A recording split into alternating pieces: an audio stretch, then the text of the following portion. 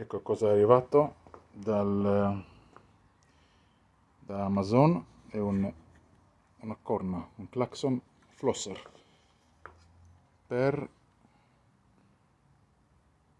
camioni, lo mettono alla Ducati. Ok, facciamo un test.